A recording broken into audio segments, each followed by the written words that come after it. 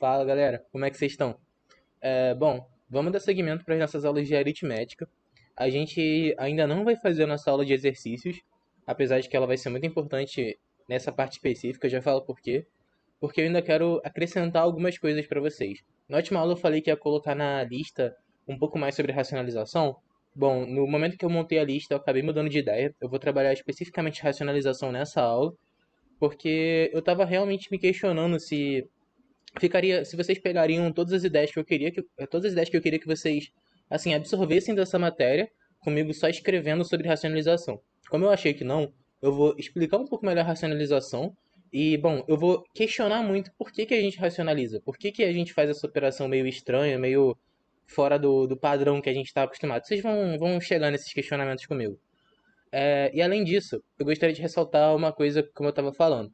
Esses exercícios da lista, especificamente da aula 13, que foi a aula anterior, eles abordam muitas questões que já caíram na EPICAR e já caíram no Colégio Naval.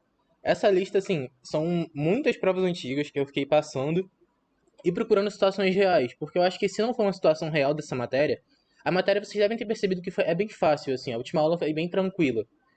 Com o tempo, uma coisa ou outra para decorar, vocês percebem que, assim, comparado à congruência, é uma matéria bem fácil, sabe, de pegar. O que realmente dificulta são as questões, porque na questão ele coloca várias coisas pelo caminho, ele tenta te distrair, te conta uma história, e você tem que extrair os dados dali para poder executar a questão, entendeu? Então, eu vou chamar muita atenção para essa aula, que a gente vai acrescentar algumas coisas. A gente vai acrescentar a questão da proporcionalidade, que é a divisão proporcional, a regra de sociedade, esse tipo de coisinha também, que é detalhe, mas, assim, isso cai com muita frequência, assim, cai 3, 4 questões no ano ali, que isso tá pelo meio, isso faz parte da questão, isso é um passo da questão e isso é algo que está presente aí, que para ficar é essencial que vocês saibam, beleza? Isso vai dar base para vocês, essa parte de proporcionalidade. Vai dar uma base boa para vocês entenderem regra de três, porque novamente, como a minha frente é uma frente muito de pensar sobre o que a gente faz na matemática, eu vou questionar a regra de três, eu vou questionar todos esses passos, e a gente vai chegar num porquê que a gente faz regra de três e por que a regra de três é do jeito que é, e até se a gente não consegue deixar a regra de três um pouco mais algébrica, para quem já viu, sabe como é, às vezes a gente acaba muito viajando, mas enfim, o foco na aula de hoje, a gente vai fechar frações, racionalização, vai acrescentar a proporcionalidade, e essas questões também que são muito recorrentes na prova da EPICAR e às vezes na do Colégio Naval, e eu vou estar fazendo alguns exercícios resolvidos. Eu vou chamar muita atenção para que vocês tentem fazer a lista anterior, tentem as questões, eu sei que são questões longas, tentem a lista de agora e assistam com muita calma a próxima aula, porque na próxima aula eu vou resolver essas questões e eu vou tentar dar estratégias de prova, de como eu resolveria aquelas questões na prova. Porque às vezes é uma questão, só que as opções dela começam a te acrescentar, falar, se tal coisa fosse de tal jeito, seria dessa forma. Isso tudo acaba dividindo a questão e a prova de EPICAR vocês sabem que é uma prova de tempo, né? Se vocês fizerem a conta, são 16 questões e vocês têm 5 horas de prova. Com 5 horas, né? Na minha época eu lembro que eu dividia, tipo assim, eu tentava fazer o mínimo em cada. Então eu fazia 1 hora para cada matéria. Mas 1 hora porque, tipo, era o que eu ia ter noção do fiscal, né? Porque o fiscal na prova, no dia da prova, o fiscal vai escrever no quadro dos horários e ele vai riscando. Geralmente tem alguns que riscam de meia em meia hora, o padrão é riscar de 1 em 1 hora. Esse processo de fazer a prova vocês vão ver com mais calma, mas como eu me planejava para EPICAR e como eu acho que vocês têm que abordar esse tipo de questão.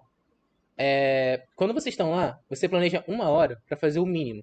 Isso vocês podem aplicar no simulado também. Você se planeja 1 hora para fazer o mínimo. O que é o mínimo? É 8 questões. Como que você garante que fez 8? Você vai procurar as questões mais fáceis, porque todas as questões dão o mesmo ponto. Então você vai catar as questões mais fáceis. Você vai marcar ali umas 10, geralmente, porque às vezes dá para marcar mais, entendeu?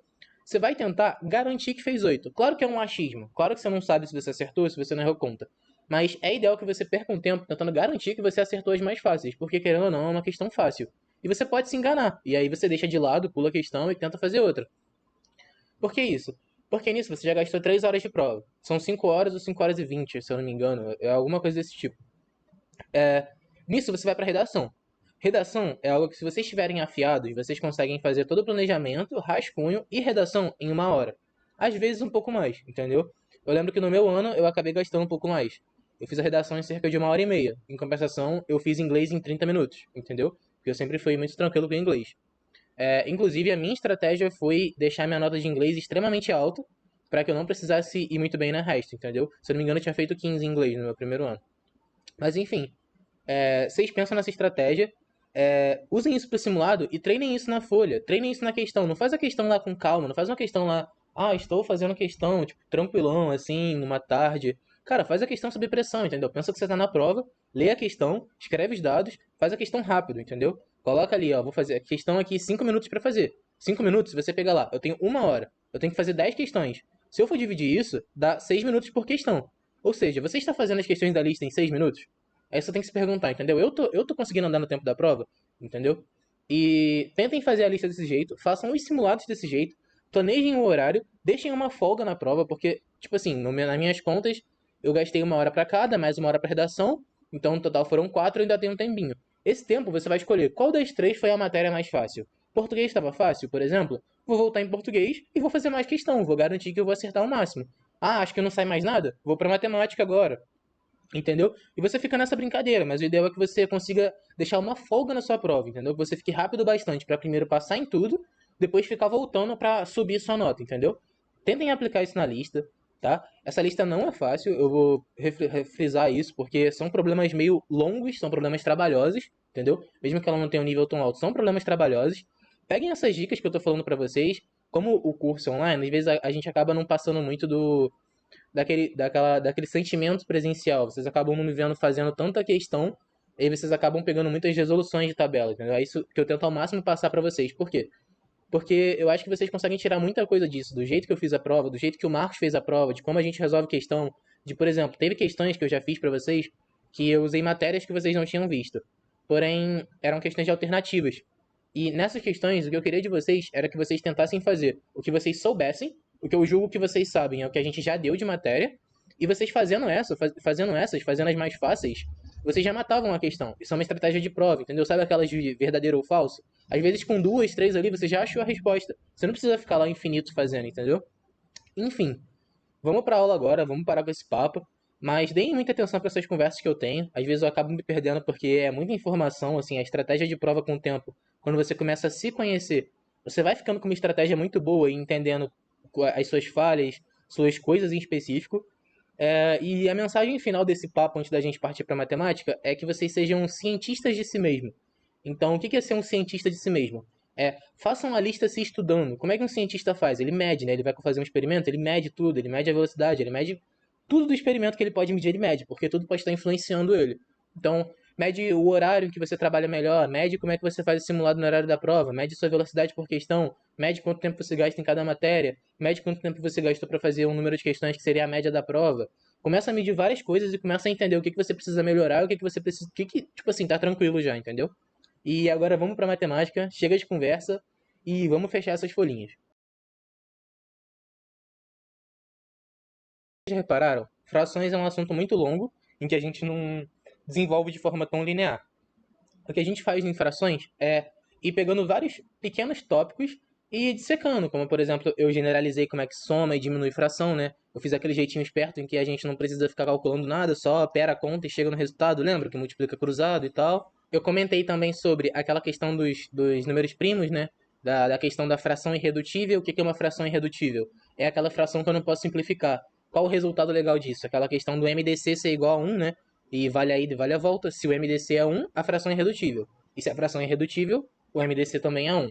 Isso é uma relação recíproca aí. É... E na aula de hoje, a gente vai estudar, em primeiro lugar, a racionalização de frações. Primeiro, o que é uma fração que a gente pensa em racionalizar? Eu vou mostrar aqui para vocês.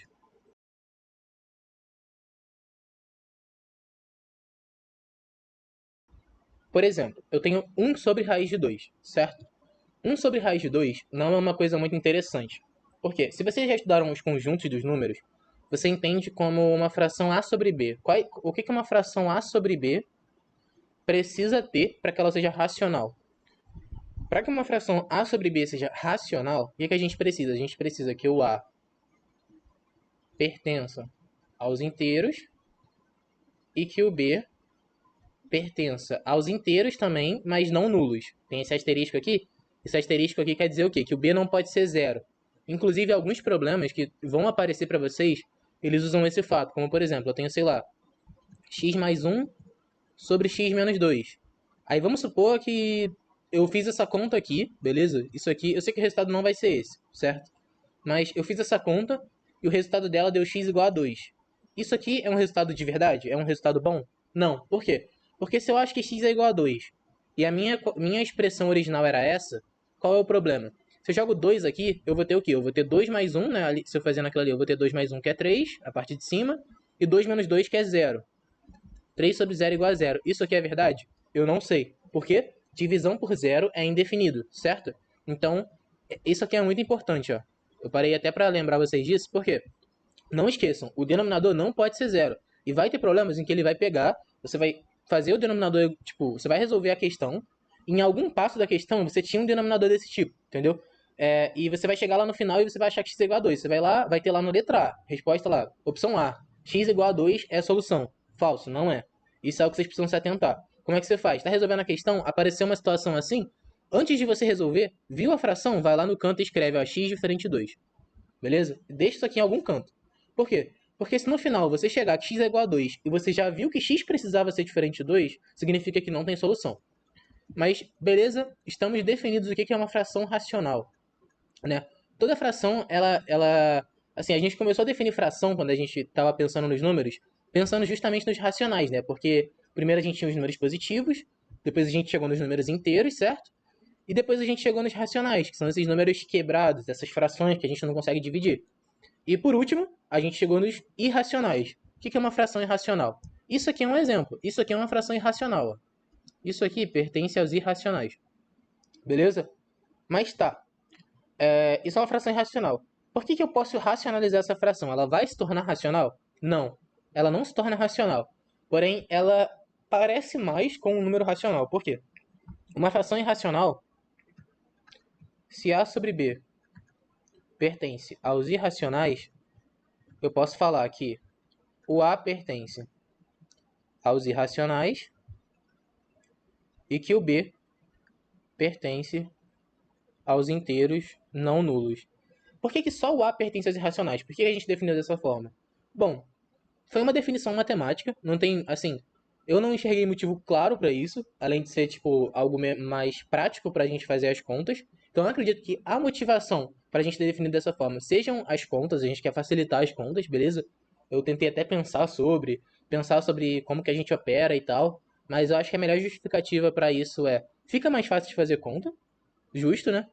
E, bom, por que a gente opera e por que 1 sobre raiz de 2 ainda não é uma fração boa? 1 sobre raiz de 2, trazendo lá de cima, trazendo a fração, deixa eu marcar ela aqui de outra cor. Ó, meu objetivo é racionalizar isso aqui.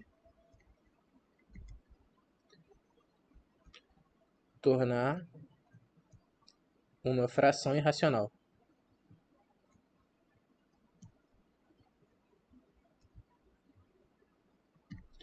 Porque vocês repararam que isso aqui não se encaixa, né? Tipo, ó, o B, ele não é um inteiro, entendeu? E o A, ele pode ser quem ele quiser. O A pode ser raiz de 2. O que eu poderia fazer aqui, que seria interessante de eu fazer, né?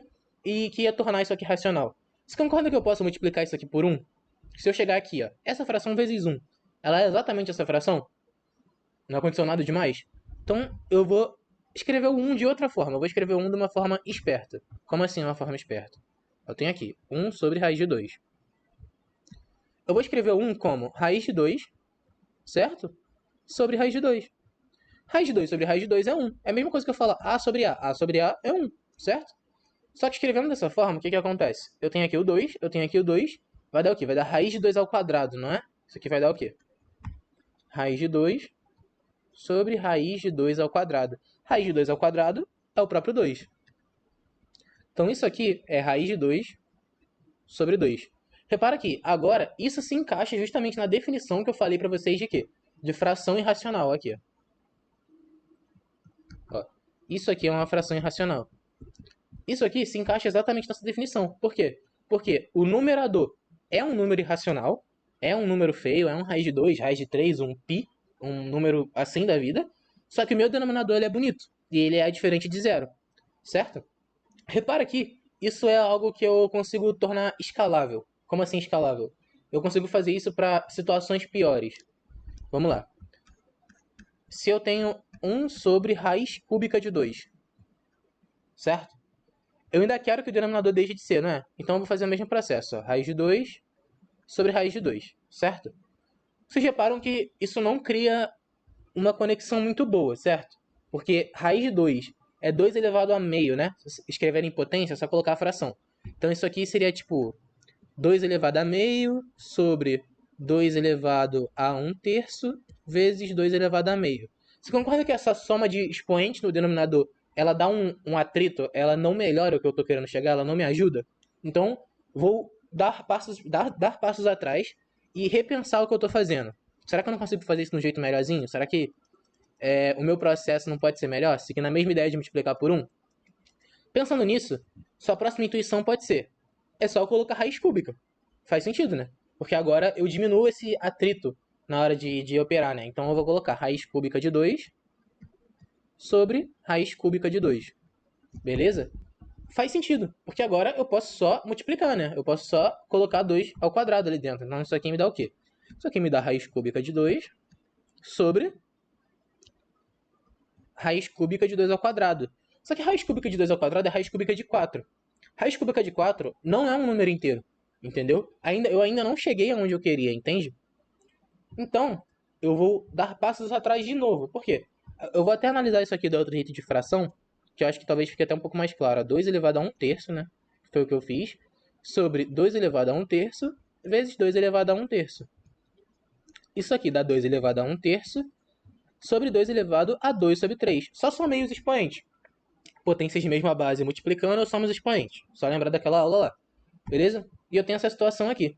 Essa situação aqui ainda não é favorável para mim, porque o meu denominador ele ainda não é um número inteiro. Então, a gente vai dar passos atrás e vai refazer aquele passo de multiplicar por 1, certo? Porque é aquele passo que vai tornar racional. Por que eu não faço outra coisa que não seja multiplicar por 1? Porque eu não quero mudar a fração. No final, o que eu estou fazendo aqui é mudar o jeito que eu observo a fração, entendeu? Mas eu estou escrevendo duas coisas iguais. Inclusive, depois eu vou colocar umas questões na lista que vai ser interessante que você desracionalize, que você faça o processo inverso e que você tenha um número de uma forma que não é uma fração irracional. Vocês vão perceber que às vezes fica mais útil para fazer conta, às vezes não, às vezes vale a pena racionalizar. Mas isso aí é mais pra frente, já fica a dica aí das questões, porque isso vai ser uma sacada que eu vou querer colocar. Beleza, quero multiplicar por 1 ainda. Mas você lembra que ficou 2 ao quadrado? O que vocês acham de eu colocar mais um 2? Não é uma raiz cúbica? Seria interessante aparecer um quê? Um 2 ao cubo, né? Que raiz cúbica de 2 ao cubo, corta ali o 3, né? Dá 2. Então o que eu vou fazer? Eu vou colocar raiz cúbica de 2 ao quadrado em cima e embaixo. Porque aí eu permaneço com a fração, né? Isso aqui é 1, certo? Por que 2 ao quadrado? Porque esse 2 ao quadrado vai juntar com outro 2 e vai estar 2 ao cubo. E 2 ao cubo, raiz cúbica, show de bola, resolvido. Raiz cúbica de 2 ao quadrado sobre raiz cúbica de 2 ao cubo. Raiz cúbica de 2 ao cubo corta, eu tenho raiz cúbica de 2 ao quadrado. Opa! Raiz cúbica de 4, né? Eu já vou colocar o resultado. A raiz cúbica de 2 ao cubo é 2. Show! Racionalizei. O meu numerador é um número irracional, raiz cúbica de 4 que eu não sei, mas o meu denominador é 2. Show de bola. Bom, no ponto atual, acho que vocês já estão pegando alguma ideia de como que a gente racionaliza. Então, eu vou dar um passo a mais.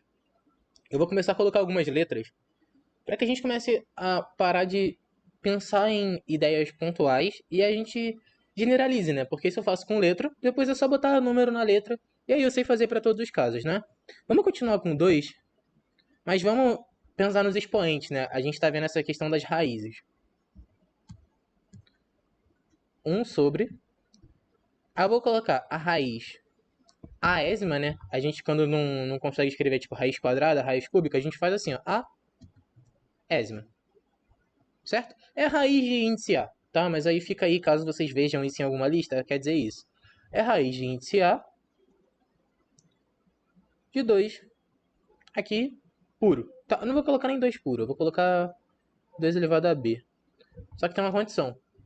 O A é maior que o B. Por quê? Porque, por exemplo, aqui o 3 era maior que o 2, né? Tipo, aqui é 2 elevado a 1, né? O A é 1, nessa daqui de cima.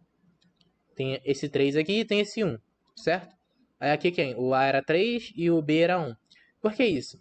Porque se aqui fosse, por exemplo, se fosse raiz cúbica de 2 à quarta, isso aqui, na verdade, é o quê? Isso aqui é raiz 2, né, para fora, 2, certo? Vocês conseguem enxergar isso. Então, show de bola.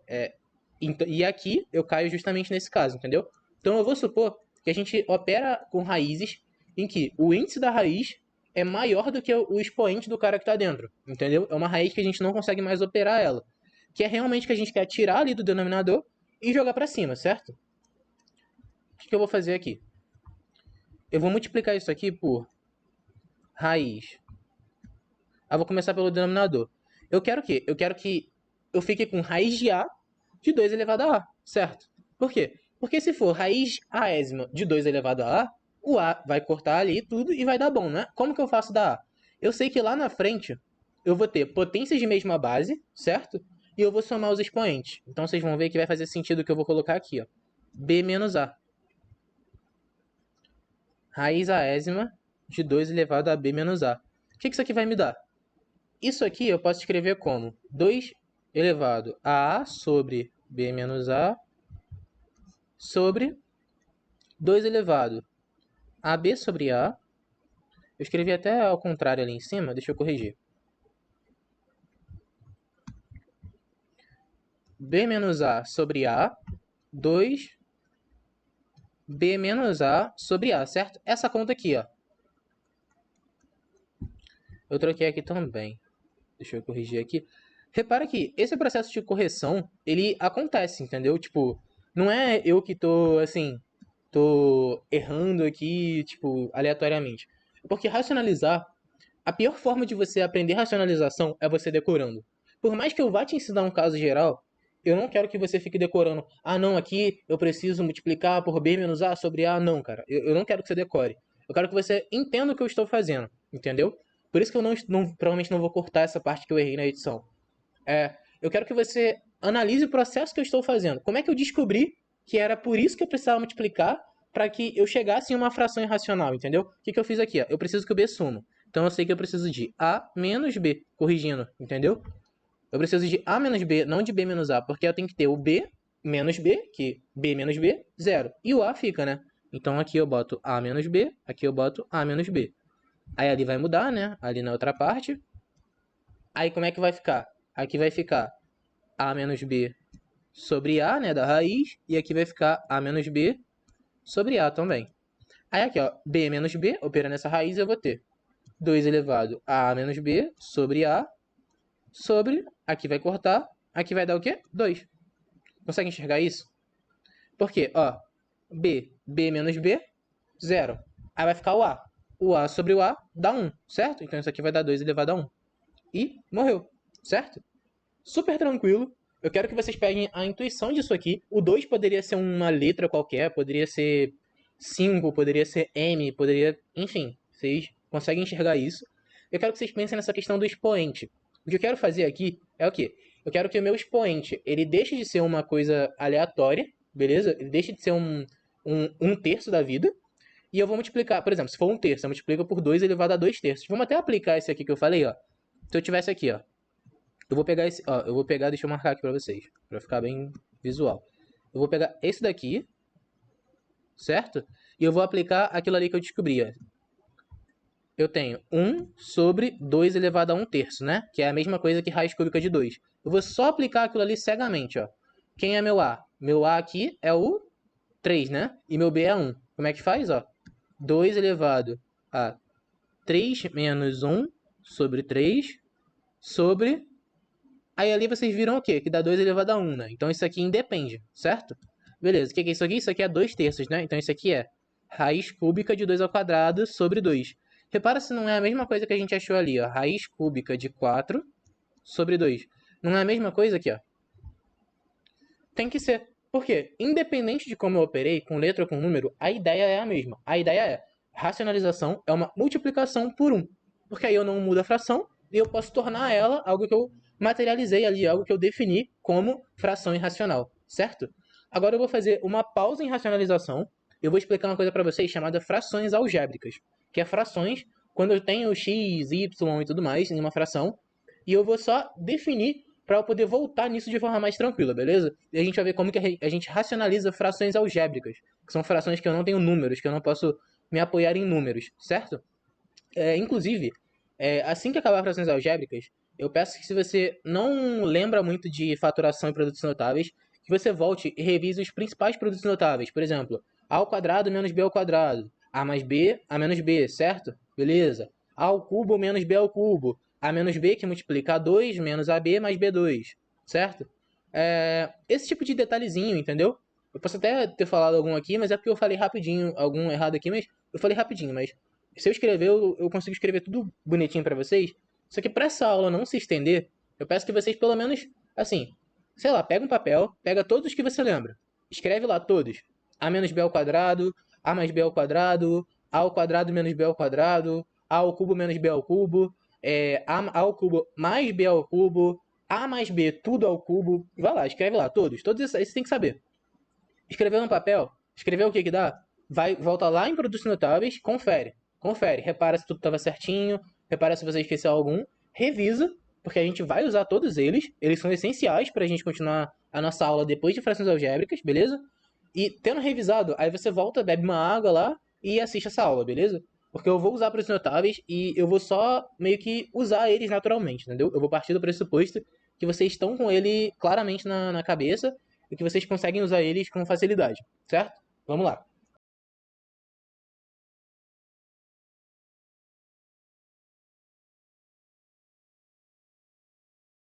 Frações algébricas. Cara, frações algébricas é uma definição curta, que talvez vocês não entendam tanto o valor dela, por enquanto, mas futuramente vocês vão rever ela com o Marcos, nas aulas de álgebra, vocês vão entender por que eu estou definindo, certo? Sei que vocês não viram polinômios ainda. A maioria não deve ter visto polinômios. Mas eu vou resumir polinômios e eu vou definir frações algébricas usando polinômios. O que são polinômios, né? Polinômio, cara, é tipo assim, se eu pudesse definir polinômios informalmente, é tudo que é bonito e eu tô acostumado a mexer. Por exemplo, quando eu falo um polinômio, tipo, sei lá, por exemplo, x menos 3. X menos 3 é um polinômio. Se eu falo x ao quadrado mais x mais 1, isso aqui é um polinômio. Se eu falo 2x ao cubo mais 7x ao quadrado mais 1, mesmo faltando aqui, isso aqui tudo é polinômio. Você por acaso já mexeu com, sei lá, 2 elevado a x? Geralmente, você não mexe com isso, certo? Isso aqui não é polinômio. Não é polinômio. A gente define polinômio assim, p de x. Por quê? Porque a gente diz que isso aqui é um cara relacionado a x, certo? Isso aqui eu falo que aqui é de x. Lembra lá de divisibilidade, em que eu acabei adiantando um pouco de polinômios, quando a gente queria fazer congruência de polinômios? Então, cara, polinômio é tipo assim, se você não viajar muito na matéria, provavelmente é um polinômio, entendeu? 2 elevado a x não é um polinômio. Pra vocês acho que é até fácil de reconhecer, porque, por exemplo, vocês não têm, sei lá, logaritmo, vocês não têm tantas possibilidades de contas que não sejam, entendeu? Aí quando eu olho pra, sei lá, essa fração aqui, ó, x mais 1 sobre x mais 2, isso é um polinômio? Não, isso não é um polinômio, certo? Por quê? Porque isso já está diferente do que eu me sinto confortável. Tipo, olha para essa fração, ela ainda não me diz algo absoluto, entendeu? Então, o polinômio, quando a gente diz que é uma soma de termos em potências de x. Como assim uma soma de termos em potências de x? Aqui, ó, 2x ao cubo é o quê? X ao cubo, né? E é uma soma de termos, que tem o x ao quadrado, tem o x elevado a zero aqui, né? Aqui no 1 ó, é o x elevado a zero, tá vendo? Porque x elevado a zero é 1, então não tem problema. Isso aqui é tudo atrelado a x. Por exemplo, se eu falo lá o p de 2, né? O polinômio x, para o polinômio, esse polinômio aqui p, para quando x for igual a 2. É só tacar o 2 aqui, ó. 2 vezes 2 ao cubo, mais 7 vezes 2 ao quadrado, mais 1 x elevado a zero, né? Aí daria o quê? Daria 2 elevado a zero aqui, ó. 2 elevado a zero. Mas 2 elevado a zero é 1, enfim. Aí você faz essa conta, não precisa nem resolver. Mas isso aqui foi um resumão do que é polinômio, certo? Igual eu resumi sistemas lineares para vocês, lembra? Eu precisei resumir para poder aplicar. Eu quero que vocês tenham uma noção do que é polinômios, enquanto vocês não veem isso de forma formal, certo? Quando eu estou falando de fração algébrica, eu estou definindo justamente aquele caso em que eu falei para vocês que a gente não conhecia. Lembra que eu coloquei a fração ali embaixo e eu falei que a gente não conhecia? Aquilo não é um polinômio, mas aquilo é uma fração algébrica. Então vamos lá. Eu vou vir aqui e vou colocar frações algébricas. que são frações algébricas? A gente fala que uma fração algébrica é um a de x sobre um b de x, onde a de x é um polinômio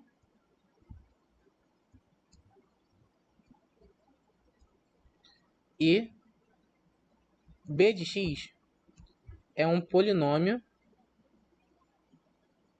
Opa!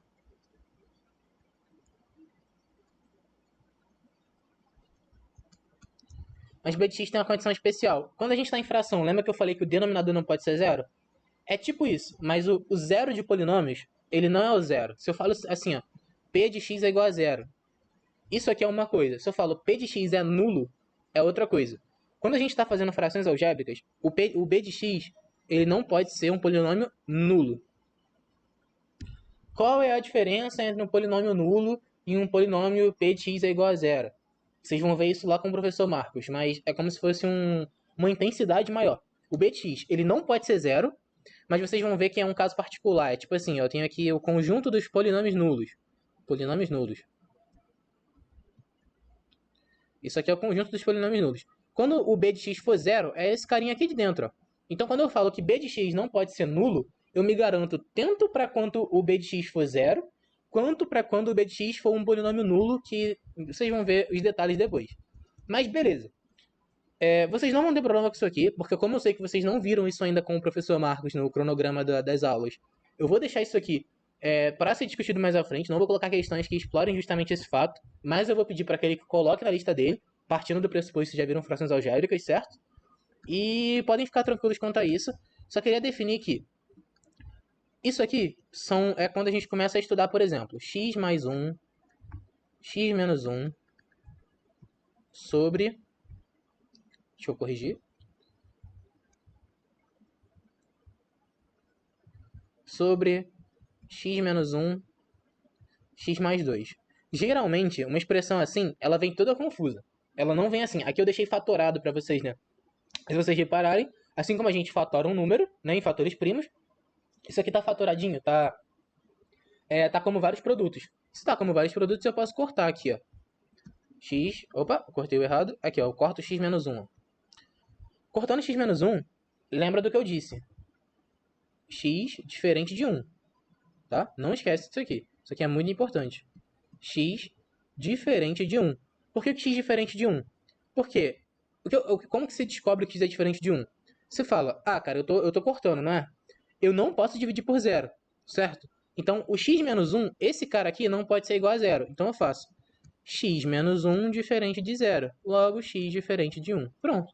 Sem mistério, entendeu? Aí você vai lá e anota isso no cantinho e deixa lá para você não errar uma questão por bobeira, porque isso é um erro de atenção, isso acontece em prova, a EPK explora isso, o Colégio Naval explora isso.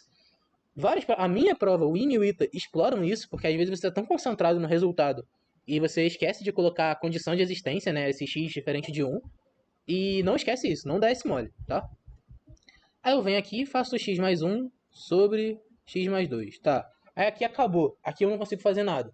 Lembra de frações irredutíveis, quando eu não conseguia fazer nada? Então, isso aqui é tipo uma fração irredutível. Isso é uma fração algébrica. É quando eu tenho um carinha em função de x lá em cima, um polinômio. Quando eu tenho um polinômio embaixo, eu sei que o de baixo não é nulo, e eu não consigo fazer nada com eles, certo?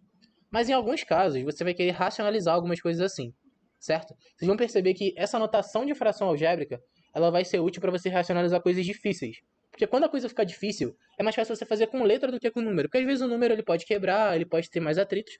Com letra parece que tudo está sob o seu controle, certo? Da mesma forma que eu fiz com letras lá. Então agora a gente vai retomar a racionalização. Lembrando, revise os produtos notáveis, a gente vai começar a usar e a gente vai ver casos mais difíceis de racionalizar, já entendendo o que são frações algébricas. Tá, vamos lá. Agora eu tenho isso aqui. Isso aqui é um número irracional no denominador, certo? Então o que eu quero fazer com isso aqui? Eu quero racionalizar. Eu não quero deixar isso aqui dessa forma. Como que eu racionalizo isso? Bom, isso aqui, primeiro eu vou racionalizar sem usar frações algébricas, certo? Eu vou querer multiplicar isso por 1, mas eu quero que esse 2 suma. Eu vou lembrar que existe o produto notável que é o seguinte. Se eu tenho... Eu vou escrever como só um produto notável.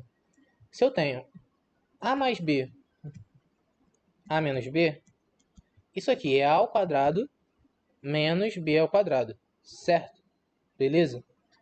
Como que isso aqui vai me ajudar? Cara, isso aqui vai te ajudar da seguinte forma. Eu quero que apareça um quadrado aqui em cima do 2, não quero? Você concorda comigo? Que eu quero que apareça um 2 ao quadrado aqui. Eu quero que apareça um elevado ao quadrado aqui. Só que se eu chego isso aqui e multiplico por, sei lá, eu pego lá, né? Eu vou multiplicar por 1, aí eu chego aqui e multiplico exatamente por ele, né? Eu só elevo ao quadrado. 5 menos raiz de 2 embaixo e 5 menos raiz de 2 em cima. Cara, se eu fizer essa conta, eu vou aparecer com um cara ao quadrado. Mas isso aqui, ó, isso aqui é a menos b, né? Vamos lá, ó. Eu vou chamar o 5 de a. 5 igual a A, raiz de 2 igual a b. Eu quero que apareça b ao quadrado. Se eu pego e faço só aquilo ali ao quadrado, eu vou ter a menos b ao quadrado. E a menos b ao quadrado é a ao quadrado menos 2ab mais b ao quadrado, certo? Aqui, ó, aqui fica bonito. Aqui fica bonito, eu quero b ao quadrado. Mas fica esse cara aqui no meio. E esse cara aqui no meio, ele é b elevado a 1. B elevado a 1 é quem eu não quero. Por quê? Porque b elevado a 1 é raiz de 2, eu não saí do lugar. Entendeu? Eu vou ter uma cara diferente, eu vou ter uma fração diferente, certo? Eu vou ter uma fração que não me ajuda. Então, eu vou esquecer essa ideia. Eu não vou multiplicar por menos raiz de 2, mas é interessante eu pensar o quê? No cara de cima. Por quê? Porque se você reparar o que acontece nesse cara aqui de cima, se você olhar para esse cara aqui, ó, que eu marquei, ele não acrescenta nada, certo? Mas ele também, ele me dá isso que eu quero, né? Que é o b ao quadrado. Então, o que que falta para eu chegar nisso aqui? Se o 5 é o a e se o raiz de 2 é o b, isso aqui é o quê? É a menos b. Se eu quero que você multiplicasse por a mais b seria muito bom, então eu vou mudar isso aqui, ó, e vou colocar, ó, 5 mais raiz de 2. 5 menos raiz de 2. 5 mais raiz de 2 é a mesma coisa que eu fazer a mais b, a menos b. Então isso aqui vai dar 5 mais raiz de 2 sobre 5 ao quadrado menos raiz de 2 ao quadrado. Isso aqui vai dar 5 mais raiz de 2, operando ali embaixo, vai dar o quê? 25 menos 2, 23, né? Beleza, o denominador é um número inteiro, um número feio, né? 23, mas tanto faz. E o 5 mais raiz de 2 é um número irracional. E tá tudo bem, isso é uma fração irracional, certo? E beleza. Se você reparar, eu acabei nem conseguindo fugir tanto de frações algébricas. No final, eu substituí por letra e eu vi o que, que parecia. A ideia de frações algébricas é essa. É você pegar aquilo ali, você escrever aquilo ali como se fosse uma sopa de letrinhas, né? Alguma coisa em letras, e você perceber, cara, qual é o produto notável, qual é a operação de produto notável que eu faço que me ajuda nisso daqui. Então, por exemplo, colocando com dois raízes agora, né? Deixa eu só escrever aqui o resultado um pouquinho menor para não confundir com aquilo dali. Sobre 23. Show. Aí agora eu tenho aqui, ó, 1 sobre raiz de 5 menos raiz de 2. Vamos lá. Como que a gente faz isso aqui? Agora eu tenho duas raízes. Você percebe que... Deixa eu colocar isso aqui até um quadradinho, para que a gente fique voltando nisso aqui.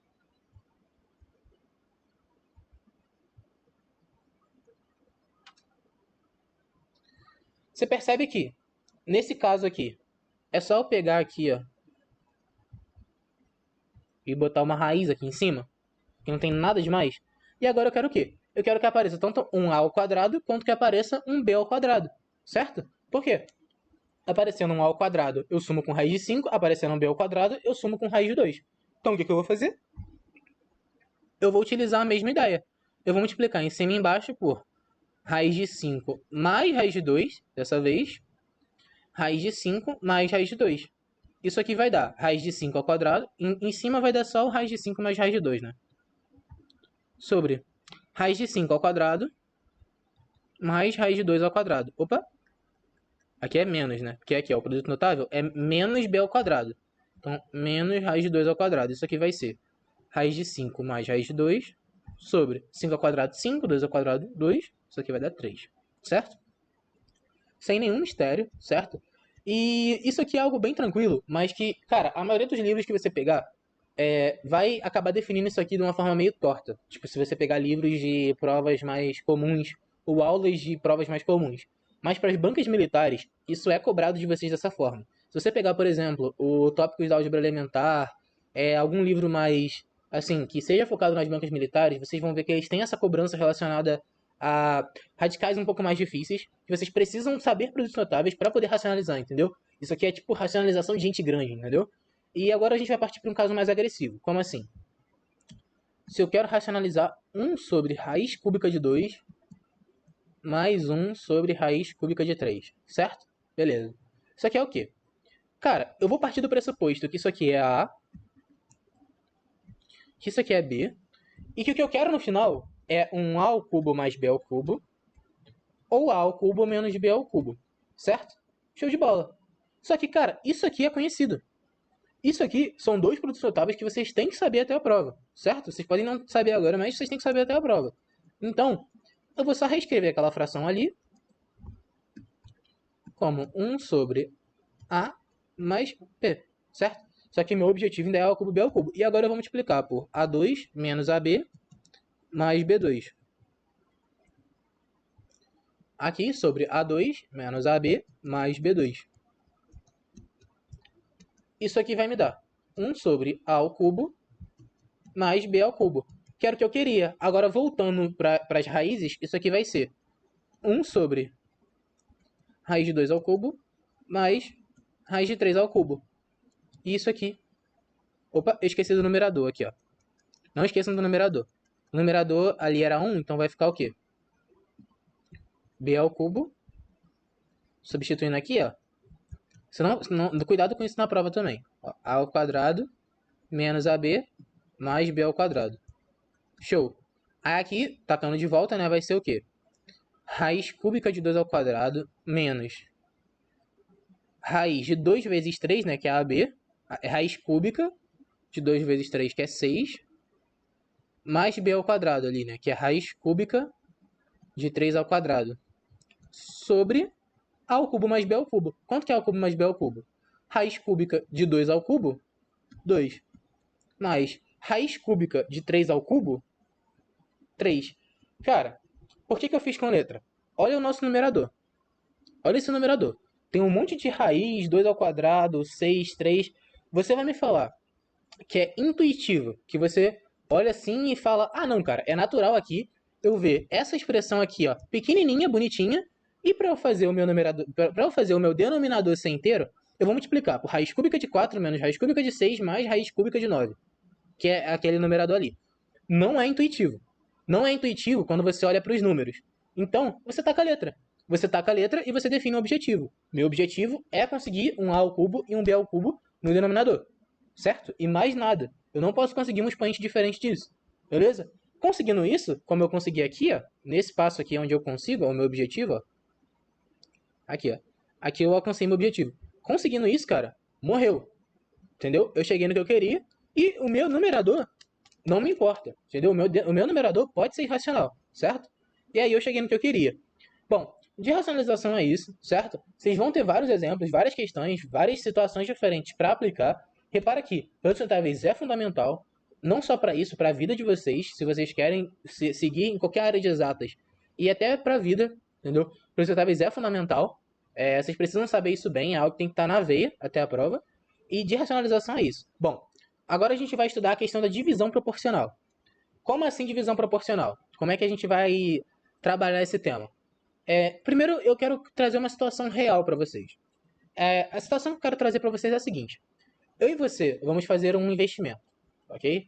A gente vai fazer um investimento e, bom, eu vou investir o dobro do que você investir, certo?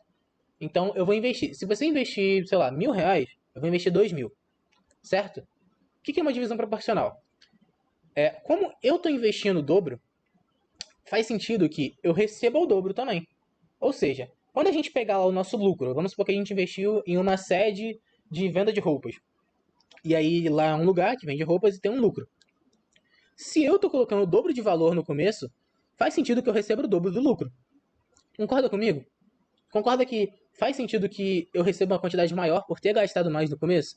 Isso é uma divisão proporcional. Eu estou dividindo proporcionalmente ao valor investido, entendeu? O proporcional só quer dizer que as coisas crescem sobre uma razão definida, entendeu?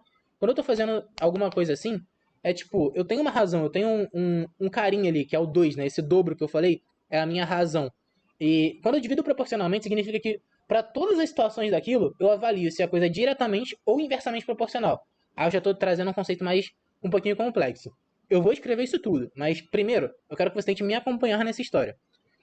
Quando eu estou pensando no lucro, faz sentido que eu pense numa proporção direta. Por quê? Se eu invisto mais, faz sentido que eu ganhe mais, certo? Isso é uma proporção direta. Se eu invisto mais, eu ganho mais. Os dois crescem, certo? O que é uma proporção inversa? Certo? É a proporção, por exemplo, do prejuízo. Faz sentido que se eu tive um investimento maior, no começo eu tenha tido. Claro que isso é algo relativo, isso pode, assim, não seguir os padrões da vida reais. Os padrões da vida real. Vida reais, acabei confundindo com os números reais, mas, enfim, isso pode não seguir o padrão da vida real, que é, por exemplo, eu investi o dobro que você.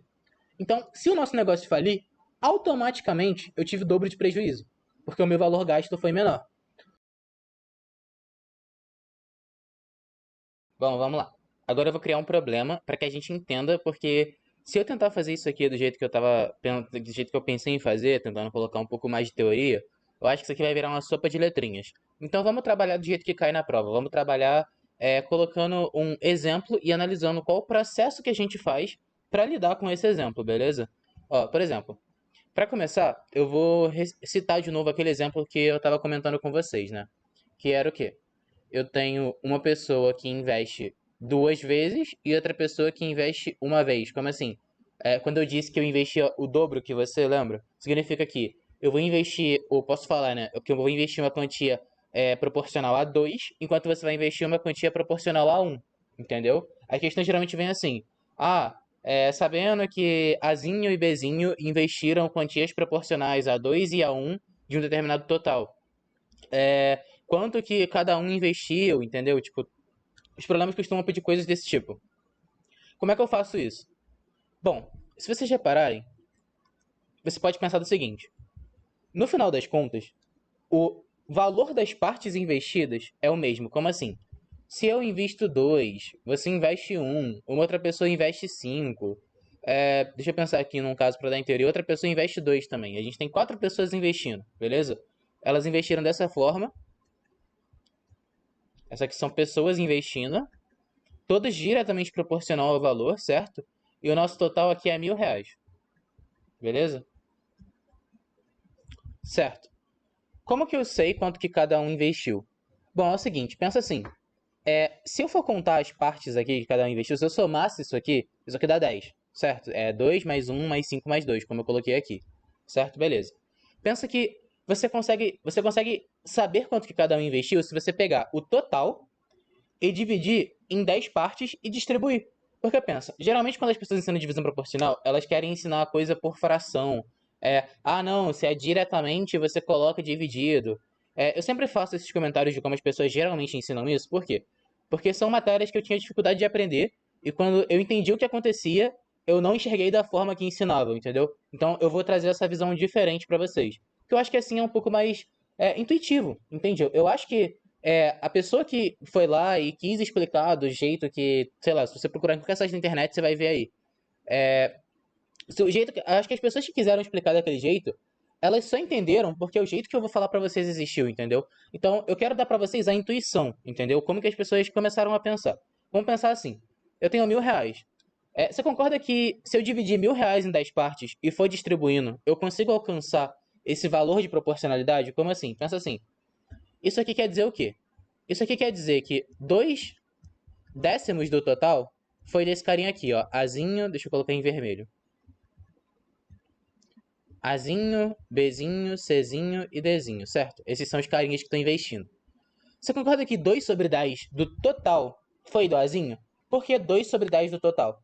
Por quê? Porque se eu juntar todos os carinhas que investiram, entendeu? Eu tenho o quê? Eu tenho 10 partezinhas, certo? Ou seja, 2 sobre o total das partes é igual ao que o A investiu, não é? Você concorda comigo? Entendeu? Pensa que, sei lá, se eu e você estamos investindo, eu coloquei duas partes, você colocou uma. Se eu somar as três partes que tem, a gente vai ter o total investido, certo? Da mesma forma aqui com mais letras, se eu pegar as duas partes que o A investiu e somar o total das outras pessoas, isso significa que eu estou fazendo a fração do que o A investiu. Ou seja, quanto que o A investiu? O A investiu 2 sobre 10 vezes 1.000. Por quê? Porque 1.000 é o total. Então isso vai me dar a quantidade de Azinho. Ou seja, 2 sobre 10 total, corto aqui, ó, dá 200. Beleza? Vamos pro Bzinho. O Bzinho, ele investiu 1 décimo do total, certo? Beleza. Ou seja, 1 sobre 10 de 1.000. Isso é uma matéria que muita gente às vezes, tipo, tem dificuldade, lê e fica meio assim. Cara, se tu não entender essa lógica que eu falei do total, me fala lá no grupo. Mas eu acho que a pior coisa que você pode fazer para essa matéria é você decorar um jeito de fazer. Por quê? Porque isso é uma matéria muito simples. Isso é uma matéria que, assim, pode não parecer à primeira vista, mas quando você vai estudando matemática, você percebe que isso é uma matéria que, tipo assim, é só uma coisa que a gente. Ah, isso acontece na vida real, vamos só materializar isso na matemática, entendeu? Então eu quero que vocês se cobrem de entender o que está acontecendo. Se não ficar claro, chama a gente lá no Telegram que a gente vai explicar, seja eu ou seja o Marcos, porque isso é o que eu quero que vocês realmente entendam de onde vem, entendeu? É, de novo, eu tenho um total de 10 partes. Quanto que o Bezinho investiu? O Bezinho investiu uma parte das 10 partes, entendeu? Então beleza. Bzinho investiu R$ 100. Isso aqui é análogo para Czinho e Dzinho, então eu vou parar por aqui, beleza? Eu vou fazer um caso um pouquinho mais feio, porque esse caso aqui, ele acabou dando inteiro, beleza? E às vezes inteiro vocês pensam, ah, porque era 1.000, então deu 10, deu tudo bonitinho. Um segundo exemplo para isso aqui é o seguinte, isso é o que chamam de regra de sociedade. O que é regra de sociedade? Significa que se uma pessoa investiu mais, ela automaticamente tem mais lucro sobre o investimento, né? Por exemplo, como eu estava falando com vocês, a gente está investindo em um shopping, certo? Eu invisto três partes, você investe, sei lá, duas partes. Desse valor investido, faz sentido que o meu lucro seja proporcional a 3 e que o seu lucro seja proporcional a 2 do total, entendeu? Então, a gente vai lá. Vou pensar num caso em que os números dão feios, pra vocês não ficarem achando que isso aqui vai dar sempre bonito. Eu vou colocar o 2 e o 5, beleza? Eu investi 5 partes e vocês investiram duas. Como é que a gente sabe quanto cada um investiu? Eu vou colocar aqui, sei lá, mil de novo não. Deixa eu pensar num caso pior. Vou colocar 300, beleza? Quanto que, ó, esse cara aqui, ó, é você e esse cara aqui sou eu, beleza? Quanto que eu investi? Quanto que eu vou lucrar, na verdade? Vamos lá, R$ 3.000 aqui, ó. Quanto que eu investi? Eu. Quer dizer, quanto que eu vou lucrar, né? Eu vou lucrar 5 sobre o total das partes, que é a soma de tudo, né? Que é o total. Porque se eu juntar as minhas partes com a sua, eu tenho os R$ 3.000 de volta. Eu tenho talvez o lucro de volta também. Entendeu? Independente do valor, eu vou ter isso. Eu vou supor que sejam R$ 3.000 de lucro, pra gente não ficar colocando mais valor aqui. Sobre esse total que é 7 vezes 3.000. Beleza? Isso aqui vai dar algum valor. Na hora da prova você vai ter que fazer a conta, mas eu não vou fazer aqui, vocês já entenderam. E você, 2 sobre 7 de 3.000. Essas matérias que eu tô passando pra vocês agora são matérias que, assim, eu achava muito chato na minha época, por quê? Porque isso aqui, pensa que isso aqui é um jogo de tabuleiro. Pensa que isso aqui é igual um banco imobiliário, é um joguinho de tabuleiro. Eu primeiro aprendi quais eram as minhas peças, que são as frações e tudo mais. Depois eu aprendi como é que jogava, certo? São as regras, é o que eu posso operar, é a teoria, é como é que ela se desenrola e tudo mais. Depois eu aprendi até um pouco como que joga, tipo, situações de jogo. Esses exemplos que eu tô dando pra vocês são situações de jogo. Mas tá faltando aquele jogar o jogo, sabe? É isso que sempre me sentia muito incomodado. Então, cara, eu tento fazer o máximo de exemplo. Eu sei que essa aula às vezes pode ficar um pouquinho mais maçante pra assistir, super normal, faz parte. Assiste com calma, respira, bebe uma água, porque às vezes é bom você assistir isso pra ver se você não tava com algum conceito errado, entendeu?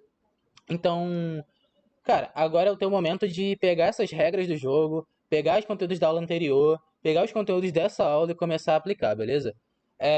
As questões disso são um pouquinho mais difíceis do que esses exemplos, por quê? Porque, como eu disse, as questões da EPICA, elas são turvas. Elas pegam uma matéria simples e vão distorcendo ela, tentando fazer o problema se parecer de outra forma, entendeu? Elas vão camuflando a matéria, para que fique difícil, porque como é uma prova de velocidade, você tem que ler rápido, interpretar o que a questão quer e resolver rápido, entendeu? Então esse processo de interpretar é o que vai ser realmente cobrado de vocês. Então dá uma atenção especial para os problemas. Esses problemas que eu vou colocar, eu já vou colocar bastante problema que já caiu na prova, problemas antigos e tal. E por essa aula é isso, galera. Valeu. Até mais.